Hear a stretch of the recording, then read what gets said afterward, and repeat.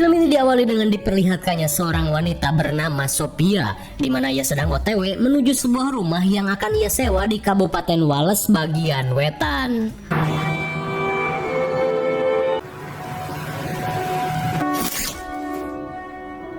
Setibanya di tempat tujuan, Sophia langsung melakukan pengecekan karena rumah yang ia sewa harus memiliki kriteria tertentu, di mana salah satunya harus menghadap ke arah barat. Hingga dirasa rumah ini sudah cocok, Sophia pun langsung menyewanya selama setahun. Meski harganya sangat fantastis, yaitu 11.000 pound sterling atau setara dengan 240 juta rupiah selama setahun. Lantas, untuk apa Sophia bela-belain nyewa rumah sebesar ini sendirian?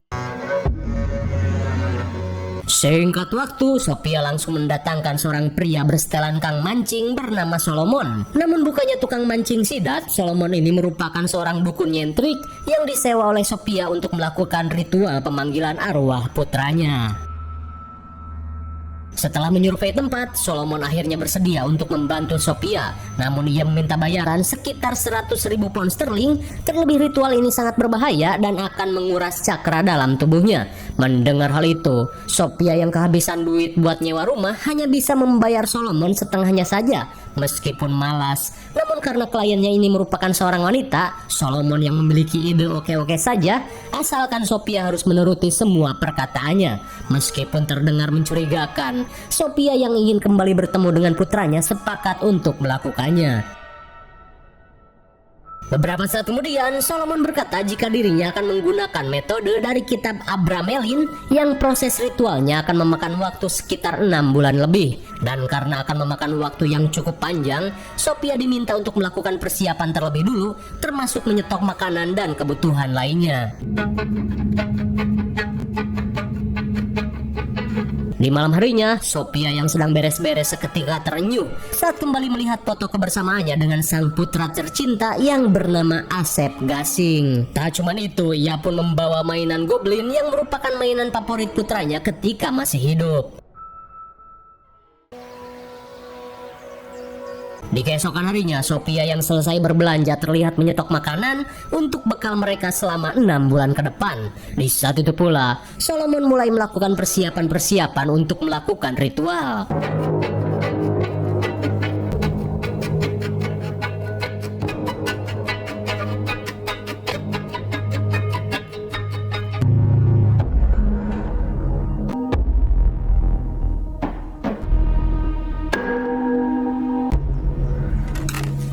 Sebelum menuntaskan lingkaran uyah beriodium, Solomon memperingatkan Sophia jika setelah garis ini dibuat, mereka tidak diperbolehkan untuk keluar sampai ritual selesai.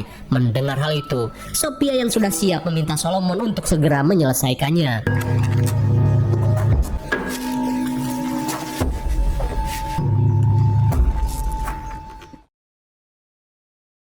Di malam harinya, Sophia yang akan tidur tiba-tiba mengalami sebuah penglihatan sesaat sebelum putranya dinyatakan meninggoy.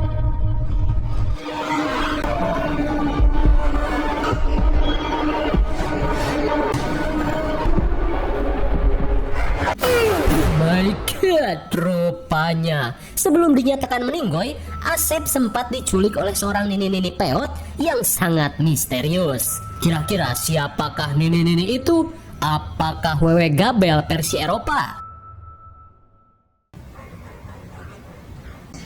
Bandit. Di keesokan harinya, dengan setelan dukun perindapan, Solomon menjelaskan jika lingkaran ini merupakan wadah untuk menyimpan cakra gaib. Hingga setelah cakra terkumpul, nantinya mereka akan terhubung ke dunia gaib dan melihat sosok malaikat muncul di tengah-tengah lingkaran. Kemudian, ia pun memperlihatkan simbol segitiga yang merupakan cangkang dari simbol mata Dajjal. Beberapa saat kemudian, Solomon berkata jika di ruangan inilah Sophia akan melakukan meditasi sebagai langkah awal dilakukannya ritual pemanggilan arwah. Kemudian, Sophia diminta untuk mematahkan ranting yang sudah ia persiapkan sebagai tanda ritual akan segera dimulai.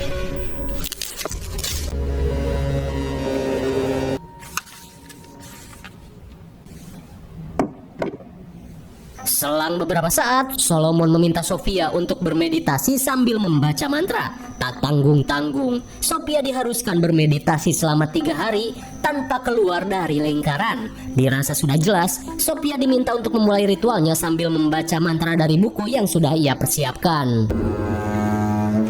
May my light be protecting me, be just and pure, protecting me, guiding me, all my transgressions be washed. Bisa kita lihat, setelah 3 hari Sophia melakukan ritual, ia pun mulai mendapat tanda-tanda gaib. Sesaat kemudian, Sophia pun kaget saat menemukan mainan kesayangan Asep tiba-tiba tergeletak, seolah baru saja dimainkan.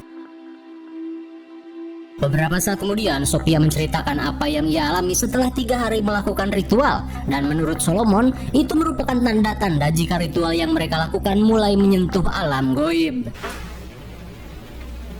Dog. Sontak Sophia pun kaget saat melihat seekor burung gagak menabrak jendela sampai bucat. Lantas Solomon pun berkata jika hal tersebut merupakan tanda lain jika rumah ini sudah mulai memiliki cakra goib.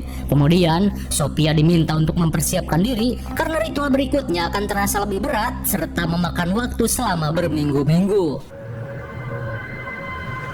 The circles are fucking on to master. All the other rituals, the shifting consciousness.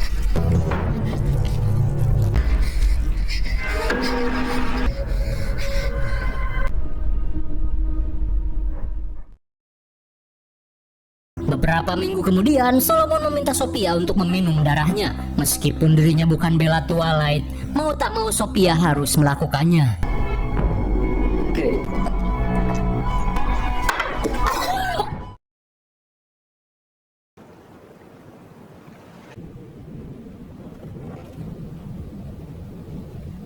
It could be. Di malam harinya, Solomon langsung menandai suara aneh yang tiba-tiba muncul dari lantai rumah. Melihat fenomena yang tak biasa, Solomon merasa jika pembatas yang ia buat kurang kuat, hingga arwah penasaran lainnya ikut terpancing. Lantas ia pun berniat untuk menambah mantra untuk memperkuat garis pembatasnya.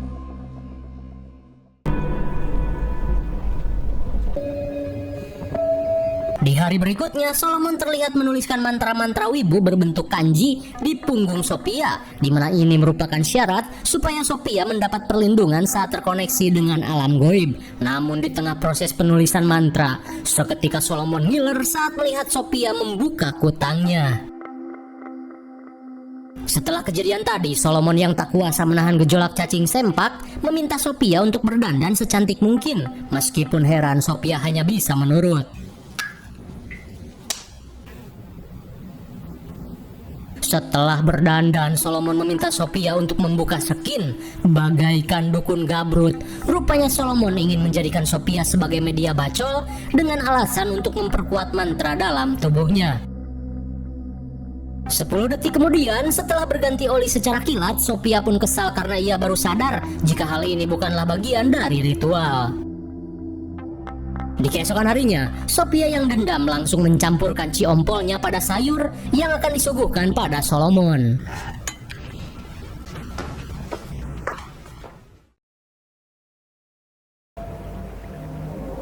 It works. It's 2-3 passes at it. It's a. Beberapa saat kemudian, Sophia yang merasa ditipu memutuskan untuk membatalkan rencananya.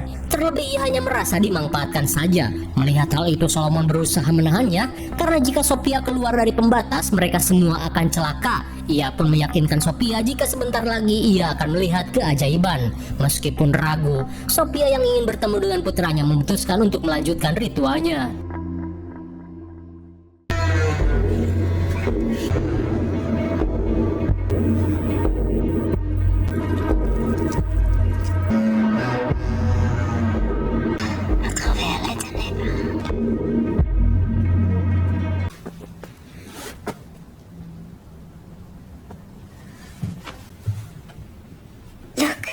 Hingga beberapa hari kemudian, Sophia pun senang saat melihat bunga segar yang tiba-tiba muncul. Lantas dengan pedenya, Solomon berkata jika hal ini merupakan tanda dari fase kedua, di mana makhluk goib sudah mampu memberikan benda-benda.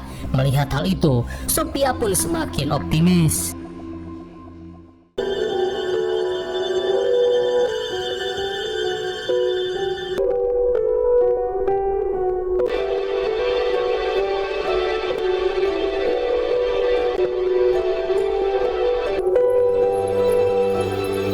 Hingga pada ritual selanjutnya, seketika Sophia pun terperangah saat ia melihat fenomena hujan bubuk emas yang tiba-tiba muncul begitu saja. Setelah melakukan ritual, Sophia diminta untuk mempelajari mantra untuk berjaga-jaga jika sesuatu yang tak diinginkan terjadi. Karena cenah, di fase pertengahan si iblis akan berusaha muncul untuk mengganggu proses ritual.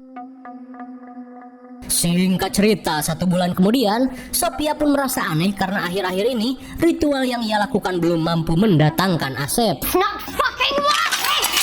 Melihat emosi Sophia yang meledak, Solomon akhirnya menyadari jika Sophia memiliki tujuan lain. Dirasa tak perlu merahasiakannya lagi. Sophia pun berkata jika tujuan sebenarnya yaitu untuk menuntut balas pada seorang nini-nini yang telah menumbalkan putranya dalam ritual sesat, di mana ia ingin membangkitkan Asep untuk membalas dendam. Mendengar hal itu sontak membuat Solomon syok parah karena ritual ini merupakan salah satu ritual suci di mana niat jahat akan berdampak secara langsung pada si pengguna, dan suenya ritual ini tidak bisa dibatalkan begitu saja. Fucking thing!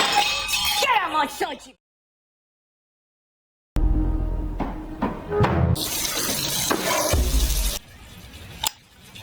Di pagi buta, Sophia diajak Solomon ke kamar mandi untuk menebus kebodohannya, di mana kini Solomon ingin membersihkan Sophia dari dosa-dosa yang menjadi pantangan dalam ritual ini. I'm gonna duck you under 3 times. Take this soul and find it new.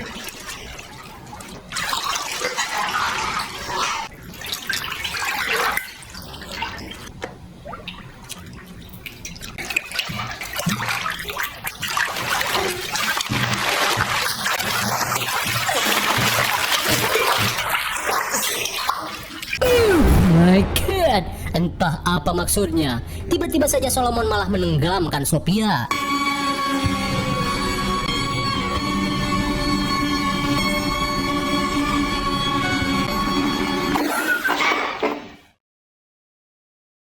Beberapa saat kemudian, Sophia pun kesal pada Solomon yang hampir membuatnya mati. Namun Solomon berkata, jika hal itu merupakan salah satu cara agar Sophia terlahir kembali tanpa dosa.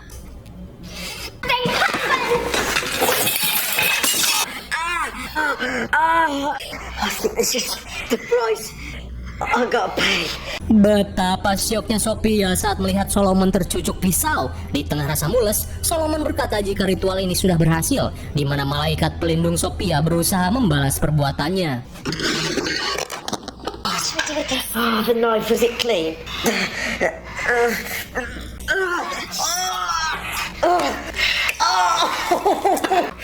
So you're gonna tell me now? Yeah, it's not what you think. This is us fucking bonding or anything. I promise you.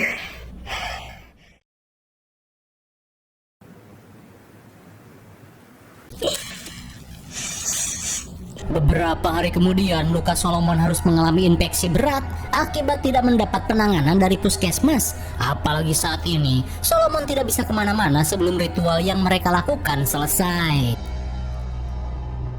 Singkat waktu, Sophia yang khawatir mengajak Solomon untuk nekat menerobos pembatas supaya Solomon bisa secepatnya mendapat penanganan medis. Namun Solomon yang merasa semuanya sudah terlambat langsung menolak dan meminta Sophia untuk menyelesaikan apa yang ia mulai.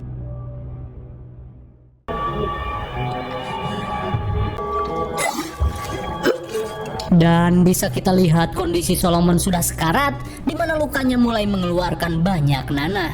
Sementara di sisi lain, setelah beberapa bulan melakukan ritual, Sophia pun kaget saat kini ia mendengar suara Asep yang meminta tolong.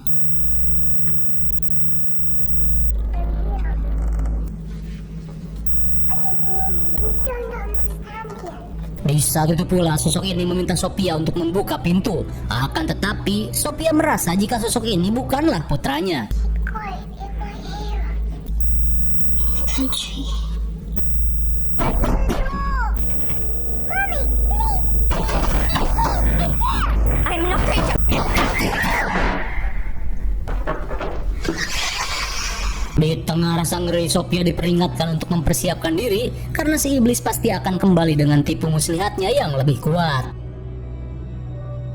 Di malam harinya, Sophia yang sedang mempelajari langkah selanjutnya tiba-tiba merasakan sesuatu.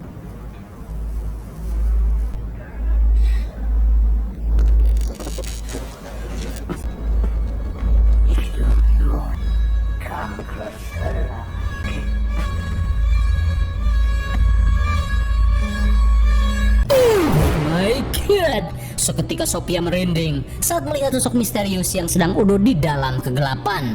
Dan setelah mengalami kejadian tersebut, Sophia yang ketakutan memutuskan untuk tidur bersama Solomon. Di saat itu pula Solomon yang ripuh merasa jika tak lama lagi hidupnya akan segera berakhir.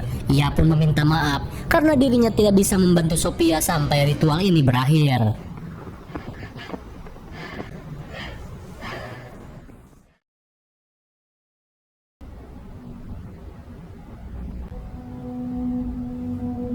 Di keesokan harinya, Sophia pun syok parah saat mendapati Solomon telah meninggoy. Di tengah kebingungan, Sophia yang tidak ingin terjebak di rumah ini mau tak mau harus menyelesaikan ritualnya sendirian saja. Lantas, ia pun bergegas mengecek buku-buku peninggalan Solomon.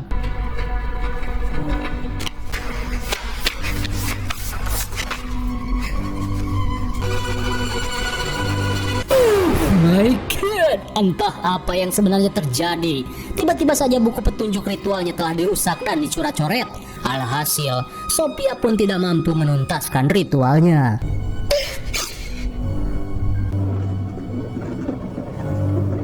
Di tengah keputusasaan, Sophia memutuskan untuk paduli Bagong, di mana ia memilih untuk pergi saja dari rumah ini dengan melewati garis pembatas. Hingga setibanya di mobil, kesialan terus ia alami dengan mobilnya yang tiba-tiba mogok. Lantas apa boleh buat, ia yang tak punya pilihan lain terpaksa pulang dengan berjalan ceker.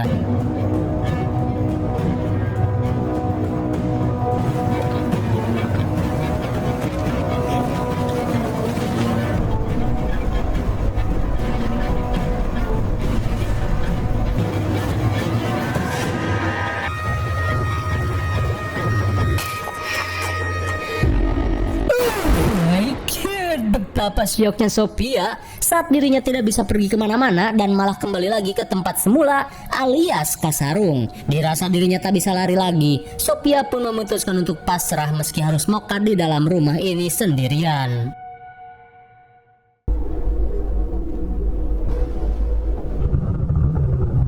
Di tengah keputusasaan, Sophia pun panik saat melihat jasad Solomon ditarik oleh sosok misterius. Dirasa ngeri, Sophia bergegas pergi ke lantai 2.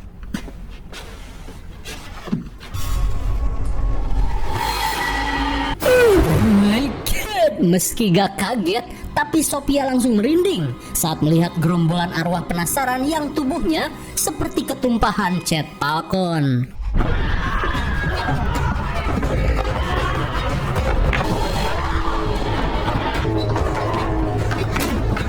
Di tengah teror yang semakin menjadi, Sophia hanya bisa bersembunyi di dalam kamar.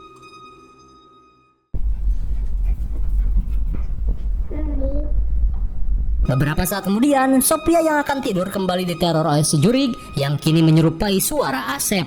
Akan tetapi Sophia berusaha mengabaikannya.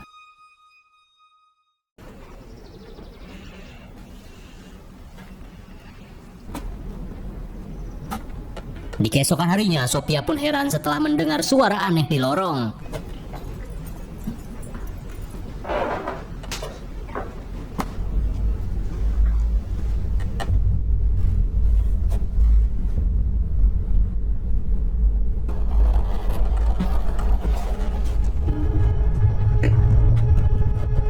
Betapa syoknya Sophia saat dia melihat seorang nini-nini yang membawa arwah Asep. Lalu tiba-tiba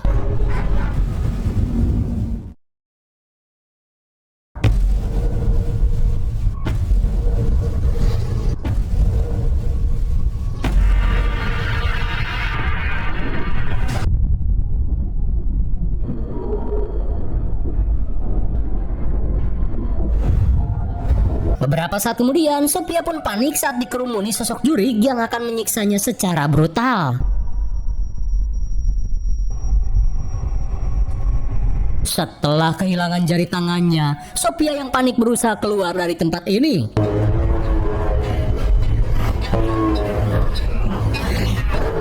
Di tengah situasi mencekam, Sophia yang menyesal berusaha meminta maaf dengan niatannya yang ingin membalas dendam.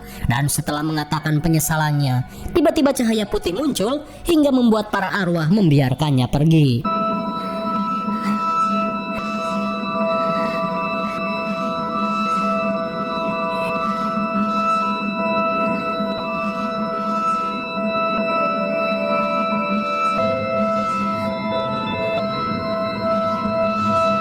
Entah sosok apa ini. Seketika Sophia terperangah saat melihat sosok tinggi besar bersetelan Hercules Mulus ngejogrok di tengah-tengah lingkaran ritual. Hingga di tengah rasa syok, Sophia yang merasakan kehangatan langsung meminta maaf, di mana ia menyesal telah mempunyai niat jahat pada orang lain. Dan kini ia hanya ingin diberi kekuatan untuk bisa menerima takdir putranya.